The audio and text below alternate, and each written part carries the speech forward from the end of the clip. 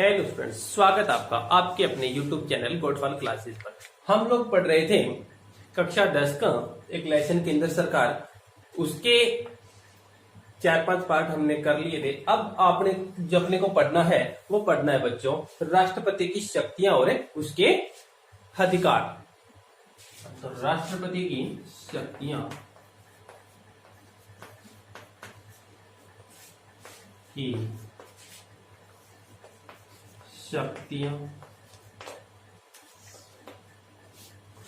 और अधिकार।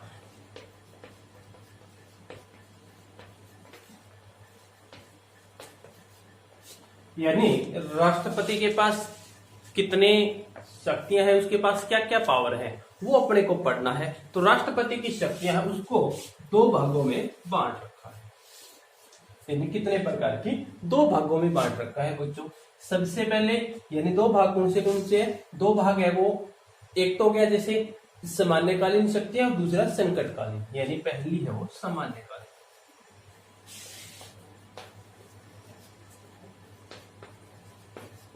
सामान्यकालीन शक्तियां और दूसरी होगी संकटकालीन।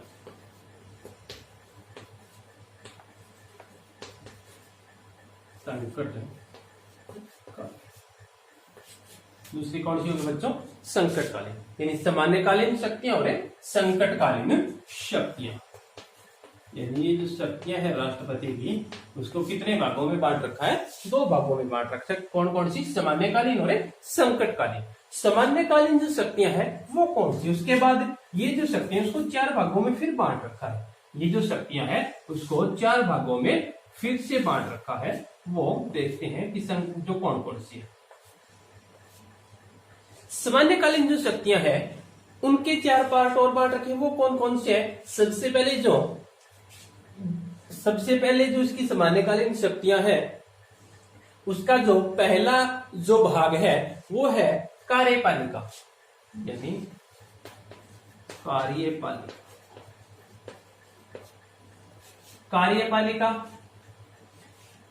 यानी कार्यपालिका है। इसका डिटेल हम उसके चारों लिखने के बाद पढ़ेंगे। कार्यपालिका अथवा प्रशासनिक शक्तियां कह सकते हो। कार्यपालिका या प्रशासनिक, कार्यपालिका या प्रशासनिक शक्तियां। दूसरा जो पॉइंट होगा वो विधायी शक्ति कह सकते हो। राष्ट्रपति के पास कौन सी है? विधायी।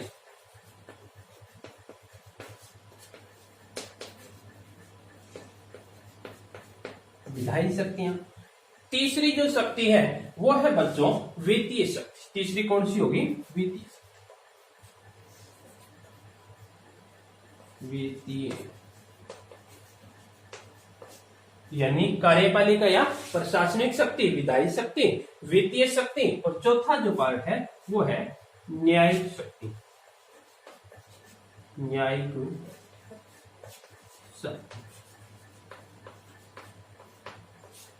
न्यायिक शक्तियां। ये 4 पार्टों में जो सामान्यकालीन शक्तियां हैं उनको बांट रखा है। आज अपने को सामान्यकालीन जो शक्तियां हैं उन्हीं के बारे में पढ़ना है। संकटकालीन शक्तियां आगे वाले वीडियो में देखेंगे।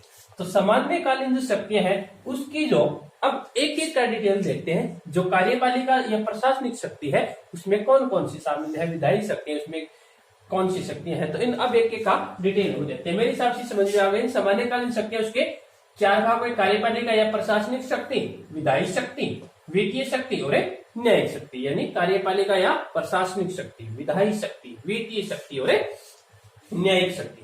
अब ये मैं साफ कर देता हूं। जो कार्यपालिका या जो प्रशासनिक शक्ति है वो कौन सी है बच्चों? जो कार्यपालिका है यानी अनुच्छेद 53, इसका अनुच्छेद क्या है?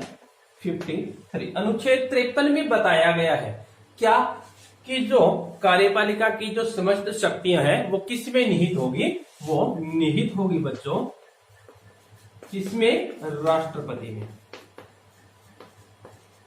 किसमें निहित होती है? वो होती है राष्ट्रपति में। अनुच्छेद 53 के अनुसार क्या बताया गया कि जो कार्यपालिका की समस्त शक्तियां हैं वो किसमें निहित होगी? राष्ट्रपति में। और इन शक्तियों का प्रयोग वह स्वयं कर सकता है, या जो अधीनस्थ कर्मचारी है, यानी इसके नीचे जो कर्मचारी होंगे, जो अधीनस्थ कर्मचारी हैं, अधीनस्थ कर्मचारी है बच्चों, या तो वो करेंगे या कौन करेगा, जो स्वयं राष्ट्रपति है वो क्या है, कर सकता है अपनी शक्तियों का प्रयोग। तो ये क्या है, कार्यपालिका प्रशासनिक शक्तियां उसमें बताया गया है। क्या बताया गया, एक अनुच्छेद 53 हो गया। 53 में क्या है, इसकी जो कार्यपालिका उसकी समस्त शक्तियां राष्ट्रपति में निहित होती है, उन शक्तियों का प्रयोग है वो या तो वह स्वयं करेगा या क्या है, जो इसके अधीनस्थ कर्मचारी होंगे वो करेंगे। उसके बाद क्या है, आगे वाला जो पॉइंट है वो देखते हैं, यानी नंबर इसी का एक पॉइंट है, ए डाल के मैं लिख देता हूं। क्या होगा, अधिकारियों की नियुक्ति। ये जो कार्यपालिका का उसने गठन कर दिया, उसके जो होने के बाद क्या है, वह क्या करेगा, अधिकारियों की नियुक्ति करता है बच्चों। क्या करता है, अधिकारियों की नियुक्ति करता है। अधिकारियों की नियुक्ति, यानी चलो मैं साफ करके इसको पूरा डिटेल लिख देता हूं। क्या करेगा, पहला कौन सा आ जाएगा, अधिकारियों की नियुक्ति।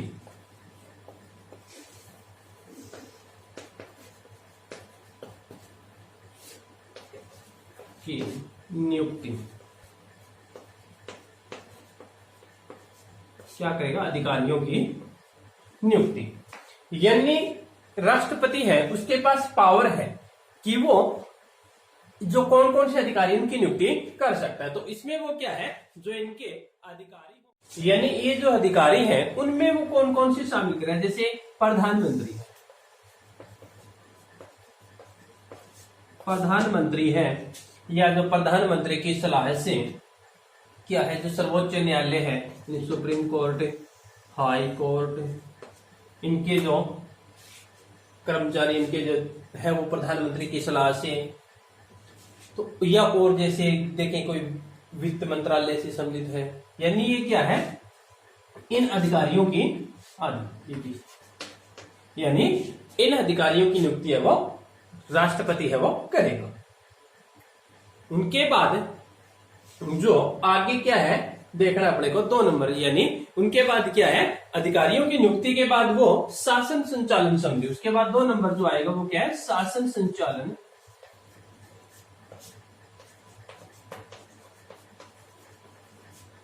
संबंधी,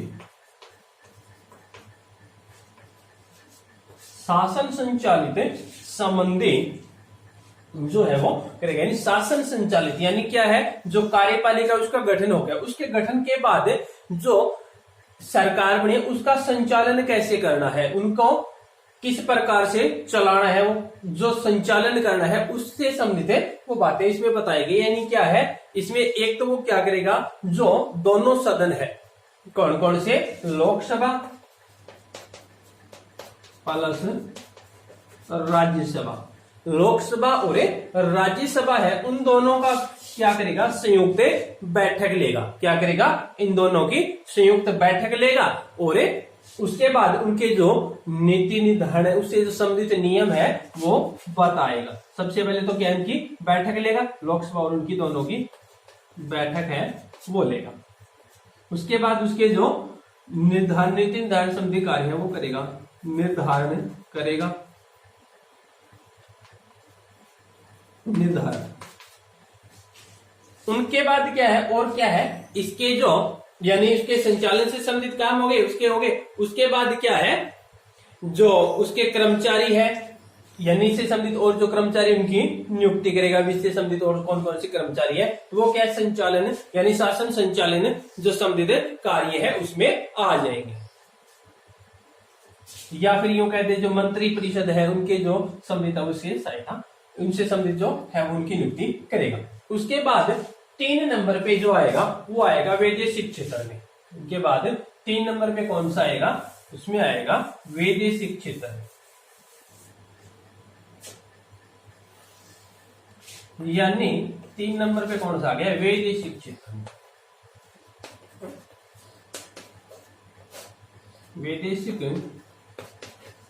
क्षेत्र में, यानी वैदेशिक क्षेत्र में क्या है, जो विदेश से संबंधित, जो विदेश से संबंधित है, चाहे वो राजदूत हो या जो विदेश से आने वाले जो पत्र व्यवहार है, इनसे संबंधित भी क्या राष्ट्रपति के पास से पावर होता है। यानी जो चाहे क्या हो, राजदूत हो या जो विदेशों से संबंधित पत्र व्यवहार है, इन संबंधी से भी क्या है, वो उनके पास से पावर होता है। या इसके द्वारा जो विदेशों से संबंधित जो प्रतिनिधि है वो नियुक्त किए जाते हैं, यानी इसके जो प्रतिनिधि है उनकी भी क्या है, नियुक्ति करता है। यानी इसकी भी क्या करेगा, वो नियुक्ति है, वो करने का पावर है वो राष्ट्रपति के पास से होता है। कौन कौन से, यानी जो राजदूत हो गए, ये विदेशी राजदूत है, उनसे संबंधित या पत्र व्यवहार हो गए, वो हो गए, या जो विदेशों से जो क्या है, संधियां है, यानी विदेशों से क्या करनी हो, किसी भी प्रकार की संधियां करनी हो, यानी किसी विदेशों से किसी भी प्रकार की संधियां करनी हो, तो ये क्या है, वैदेशिक में आ जाएगी। यानी ये भी पावर क्या है, राष्ट्रपति के पास से होती है। कौन कौन से पावर हो गए बच्चों, एक तो क्या है, जो राजदूत से संबंधित पत्र व्यवहार है, या उसके जो प्रतिनिधि है, या जो विदेशों से किसी भी प्रकार की समझौते या कोई संधियां है वो करनी है। उसके बाद 4 नंबर पे क्या है, कौन सी आ जाएगी, सैनिक क्षेत्र में संबंधित, सैन्य क्षेत्र कह सकते हैं, सैन्य क्षेत्र से संबंधित।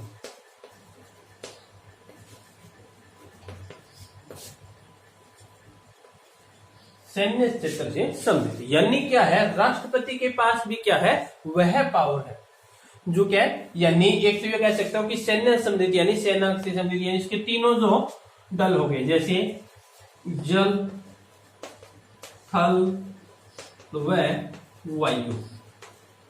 एक तो क्या है, राष्ट्रपति इन तीनों का क्या होता है, सर्वोच्च अधिकारी होता है, यानी थल, जल और जो वायु है, इन सब का क्या है, प्रथम जो है सर्वोच्च अधिकारी है, ये इसी के नियंत्रण में क्या है, वो होता है। लेकिन और क्या है, ठीक है, जल, थल और वायु है, इससे संबंधित है। और क्या है, इसके जो अधिकार है वो क्या है, जो कानूनों, यानी इसका जो प्रयोग ये कह सकते हो, यानी इनका प्रयोग है वो क्या है, कानूनों के दायरे में रहते हुए करेगा।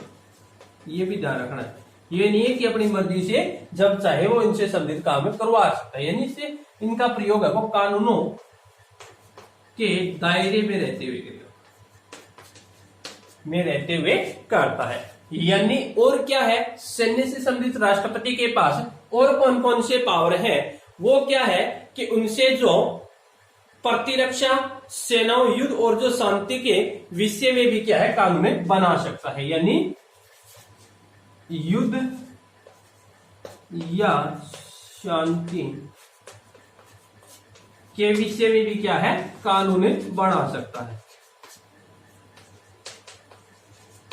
क्या कर सकता है, कानून बना सकता है। तो ये क्या है, सैन्य क्षेत्र से संबंधित जो पावर है वो क्या है, राष्ट्रपति के पास है। कौन कौन से, जल, थल और वायु, यानी और इनका प्रयोग क्या है, कानूनों के दायरे में रहते हुए करेगा। युद्ध या जो शांति है उनके विषय में भी क्या है, कानून बना सकता है। और क्या है, राष्ट्रपति है वो संसद की स्वीकृति के बिना युद्ध की घोषणा नहीं कर सकता है। यानी युद्ध की घोषणा है, युद्ध की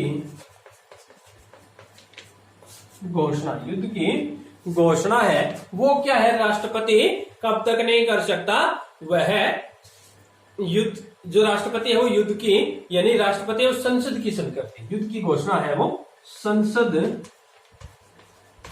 की स्वीकृति के बिना, करती के बिना नहीं कर सकता है। तो ये क्या है, 4 प्रकार की शक्तियां है वो कार्यपालिका में उसके 4 पार्ट ये कह सकते हो पढ़ा है। मेन कार्यपालिका प्रशासनिक शक्तियों में 4 पार्ट पढ़े हमने। कौन कौन से? सबसे पहले पढ़ा अधिकारियों की नियुक्ति, यानी क्या है, राष्ट्रपति है उसके जो मुख्य अधिकारी है उनकी नियुक्ति करता है। दूसरा हमने पढ़ा शासन संचालन संधि। दूसरा हमने क्या पढ़ा, इसी का एक पार्ट है शासन संचालन संधि, यानी कार्यपालिका का गठन करने के बाद वह क्या करता है, प्रधानमंत्री की सलाह से के साथ वह क्या करता है, जो उसके कर्मचारी उनकी नियुक्ति करता है। शासन किस प्रकार से चलाना है, दोनों सदनों की संयुक्त बैठक लेता है, ये शासन है। उसके बाद वैदेशिक जो क्या है, वैदेशिक संचालन संधि जो है वो हमने पढ़ा। क्या पढ़ा? वैदेशिक संचालन संधि है वो पढ़ा। और चौथा हमने पढ़ा सैन्य क्षेत्र से संबंधित। ये कार्यपालिका या जो प्रशासनिक शक्ति उसके 4 भाग हो गए। अब अपने को आगे देखना है इसका जो दूसरा पार्ट था विधायी क्षेत्र, यानी विधायी जो इसके पास शक्तियां वो कौन कौन सी है, मैं इसको साफ कर देता हूं। यानी दूसरा जो पार्ट है वो पढ़ना है अपने को बच्चों, कौन सा, विधायी क्षेत्र, यानी दूसरा पार्ट है वो पढ़ना है अपने को विधायी। दूसरी शक्तियां कौन सी होगी, विधायी शक्तियां, यानी अब अपने को जो पार्ट पढ़ना है वो कौन सा पढ़ना है, विधायी जो शक्तियां है, यानी राष्ट्रपति के पास जो विधायी शक्तियां हैं वो कौन कौन सी है। यानी अब विधायी शक्तियों में जैसे क्या है, इसके भी पार्ट आएंगे, जैसे सदस्यों को मनोनीत करना है। जैसे क्या करना है, सदस्यों को मनोनीत करना है, यानी राष्ट्रपति है उसके कार्यपालिका जो वैधानिक प्रधान है तो है ही, वह क्या है, वैधानिक तो हमने पहले पढ़ लिया किसका, तो जो वैधानिक प्रधान तो है ही, उसके साथ ही वह क्या, भारतीय संसद की जो अभिन्न अंग है वो भी क्या है, माना जाता है। यानी क्या माना जाता है, अभिन्न अंग है वो, अंग है वो माना जाता है। तो अब इसकी क्या है, जो प्रथम शक्ति है बच्चों वो पढ़नी है, क्या, सदस्यों या विधायी क्षेत्र का प्रशासन कह सकते हो। पहले ये पढ़ लेते हैं, विधायी क्षेत्र का प्रशासन, विधायी क्षेत्र का प्रशासन, यानी इसकी जो पहली जो इसी का एक पार्ट है, इसी का, यानी विधायी शक्तियां उसी से संबंधित पहला इसका पार्ट है। विधायी क्षेत्र का जो प्रशासन है वो कैसा होता है, उसके क्या क्या पावर है। यानी इसमें क्या, राष्ट्रपति और विधायी जो प्रशासन से संबंधित क्या है, अनेक प्रकार की शक्ति, विधायी क्षेत्र में उसके प्रशासन से संबंधित उसके पार क्या है, अनेक प्रकार की शक्तियां हैं। वो है बच्चों जैसे कौन कौन सी होगी, जैसे इसमें क्या है, अधिवेशन सत्र वो बुलाता है। जैसे क्या है, राष्ट्रपति के पास पावर होता है कि क्या है, एक तो वह अधिवेशन जो सत्र है, अधिवेशन सत्र है वो बुलाता है।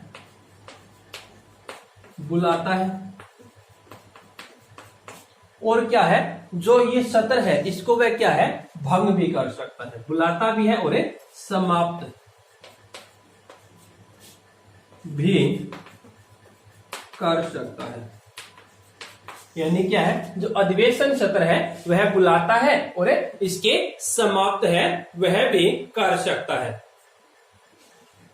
और क्या है, और इसमें क्या है, जो प्रधानमंत्री है बच्चों, और क्या है, जो प्रधानमंत्री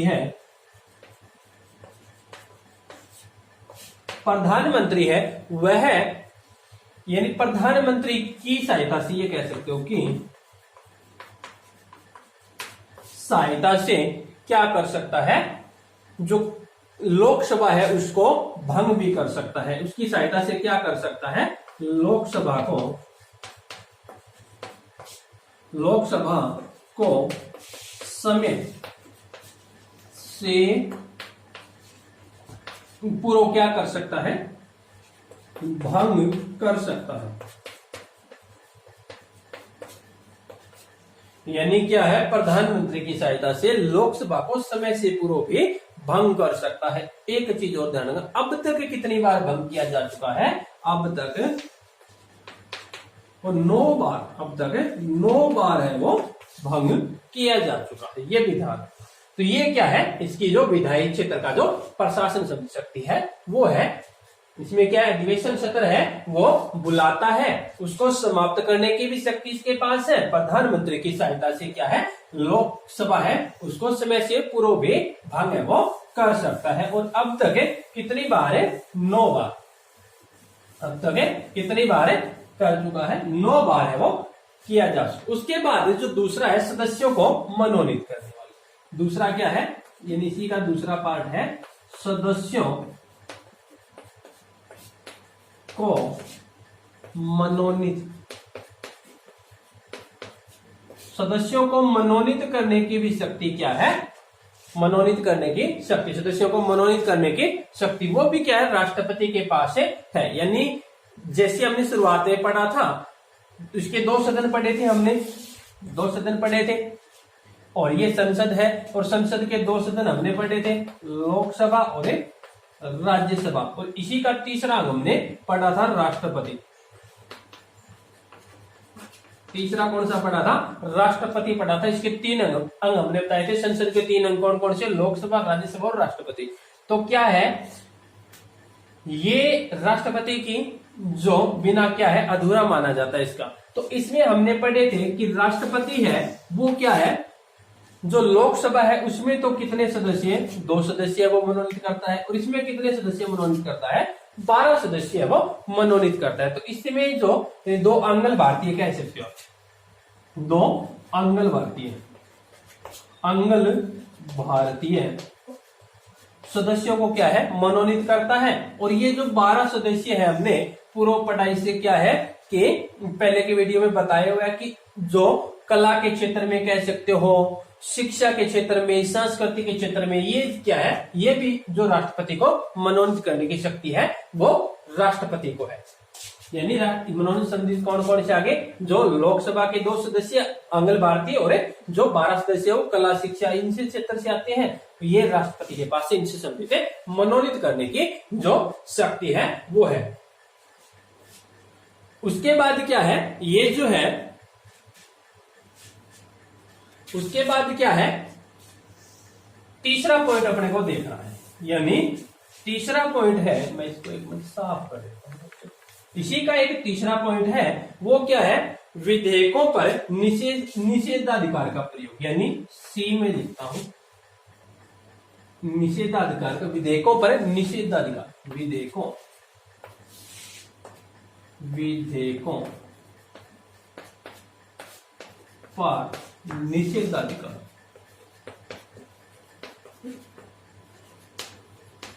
विधेयकों पर निषेधाधिकार का प्रयोग। यानी इसी का तीसरा पॉइंट, पहला हमने पढ़ लिया क्या, विधायी क्षेत्र का प्रशासन, दूसरा पढ़ लिया जो अभी अभी पढ़ा यानी सदस्यों से मनोनीत करने का, और तीसरा पढ़ना अपने को विधेयकों पर निषेधाधिकार का प्रयोग। यानी विधेयक है उनसे जो निषेधाधिकार का प्रयोग है वो कैसे, यानी राष्ट्रपति या स्वीकृति के बिना कानून का जो रूप है वो ग्रहण करता है। यानी कि जो राष्ट्रपति, उसकी जो संसद की स्वीकृति के प्रत्येक विधेयक पे क्या है, राष्ट्रपति की जो मोहर है वो लगती है। यानी संसद, जो हमने पहले पढ़ा कि ये संसद है, इसकी जो भी स्वीकृति है इस पे क्या है, राष्ट्रपति की क्या लगती है, मोहर लगती है। यानी कोई भी जो अध्यादेश आदि इस पे क्या, राष्ट्रपति की मोहर लगती है। तो ये क्या है, एक तो ये हो गया, यानी इससे क्या संबंधित है, यही करेगा सब कुछ। और क्या है, और वह साधारण विधेयक को कुछ सुझावों के साथ संसद को क्या है, पुनः लौटा सकते हैं। उसके पास जैसे ही वो आए, यानी उसके पास भेज दी, वो चाहे, राष्ट्रपति के पास वो पावर है, दोनों सदनों में पारित होने के बाद जो विधेयक है, जो प्रस्ताव आए, वो राष्ट्रपति उनको क्या है, वापस भी भेज सकता है। जो साधारण विधेयक है उनको क्या है, राष्ट्रपति वापस भेज सकता है। लेकिन जो संसद है उसके जो दोनों सदन है उन पे पुनर्विचार करके या बगैर संशोधन किए अगर राष्ट्रपति के पास दोबारा भेजेंगे तो फिर वो उसे क्या है, स्वीकृति देनी पड़ेगी। तो ये क्या, इससे संबंधित है, उसके पास भी पावर है। अब इसका चौथा पॉइंट है वो देखना है बच्चों, अध्यादेश से संबंधित। डी में देखना है अपने को अध्यादेश जारी करने की शक्ति। यानी इसी का चौथा पॉइंट है वो देखना है अध्यादेश, अध्यादेश देश जारी करने की शक्ति, अध्यादेश जारी करने की शक्ति, यानी इसका चौथा पॉइंट कौन सा? अध्यादेश जारी करने की शक्ति, यानी इसमें वह क्या है? राष्ट्रपति के पास पावर होता है। क्या है? राष्ट्रपति, उसके पास पावर होता है जब संसद के दोनों सदन है वो नहीं चल रहे हो, यानी क्या है? उस वक्त भी वह क्या है? अध्यादेश जारी कर सकता है, यानी जब उसके जो दोनों सदन है वो क्या हो? बंद हो, ये कह सकते हो, यानी ये कह सकते अधिवेशन सत्र है वो नहीं हो रहा हो, संसद का अधिवेशन सत्र है वो नहीं हो रहा हो, तब भी वह क्या है? अध्यादेश जारी कर सकता है।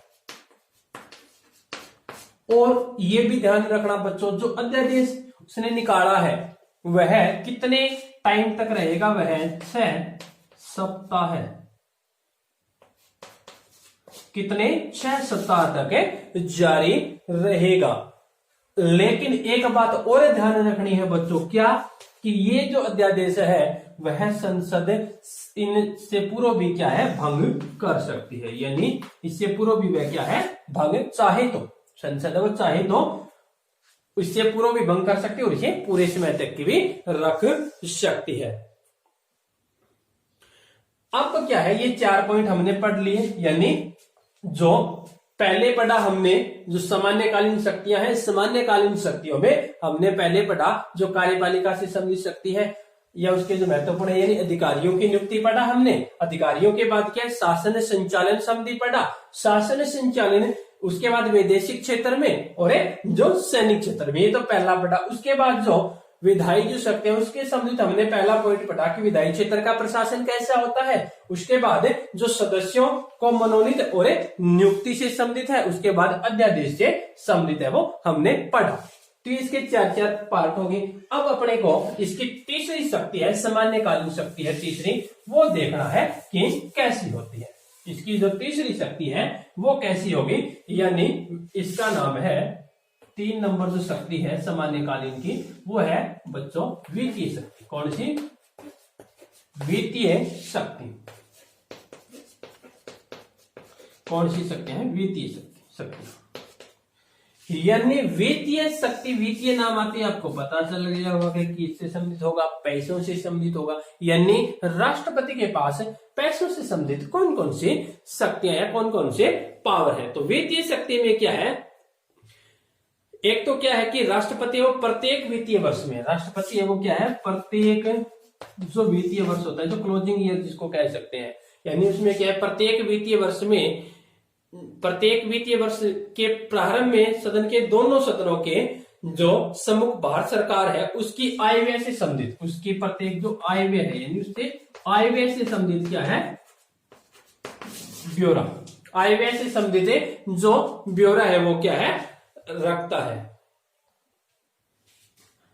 है, उससे संबंधित जो विवरण है वो अपने पास रखवाए। एक तो ये है वित्तीय शक्ति। और क्या है? उसकी आज्ञा के बिना, यानी जो हमने पहले सदन में पढ़ के आए हैं कि उसकी आज्ञा के बिना क्या है? धन विधेयक वह लोकसभा में क्या है? पारित नहीं होता है। यानी राष्ट्रपति की आज्ञा के बिना जो धन विधेयक है वो लोकसभा में पारित नहीं होता है। वो तो पता ही आपको, जैसे हमने पहले पढ़ लिया कि उसका निर्धारण है वो कौन करेगा? लोकसभा अध्यक्ष करेगा। तो ये क्या है? वित्तीय शक्तियों में सम्मिलित है, वो आता है। और क्या है जो उसके वित्तीय शक्ति? ये 2-3 पॉइंट। उसके बाद जो चौथा पॉइंट है वो न्यायिक क्षेत्र से संबंधित। चौथा पॉइंट है बच्चों वो कौन सा? न्यायिक क्षेत्र से। यानी चौथा पॉइंट है वो न्यायिक शक्तियां। 4 नंबर जो शक्ति है वो कौन सी है? न्यायिक शक्तियां। न्यायिक शक्तियां 4 नंबर में क्या है? न्यायिक शक्तियां। यानी न्यायिक शक्तियों में राष्ट्रपति के पास क्या पावर है? न्यायिक क्षेत्र में संबंधित राष्ट्रपति के पास पावर है। एक तो क्या है? सबसे जो इंपॉर्टेंट और महत्वपूर्ण पावर है राष्ट्रपति के पास, वो क्या है? क्षमादान का। क्षमादान का पावर कैसे? यानी राष्ट्रपति है वो किसी राज्य से संबंधित या संपूर्ण देश में उसके पास किसी भी व्यक्ति विशेष से संबंधित है, उसको क्षमा करने का अधिकार है, वो है। यानी किसी भी व्यक्ति को अगर कोई किसी भी प्रकार से उसको क्या है, जैसे ये कह सकते हो उसको सजाए मौत दी गई है, उसकी सजाएं हो, वो उसको कम या ज्यादा करने का अधिकार है, वो क्या है? राष्ट्रपति के पास है। एक तो हो गया क्षमादान से संबंधित न्यायिक शक्ति है राष्ट्रपति के पास।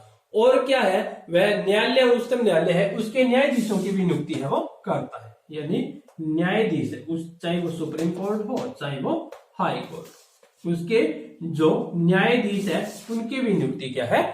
करता है।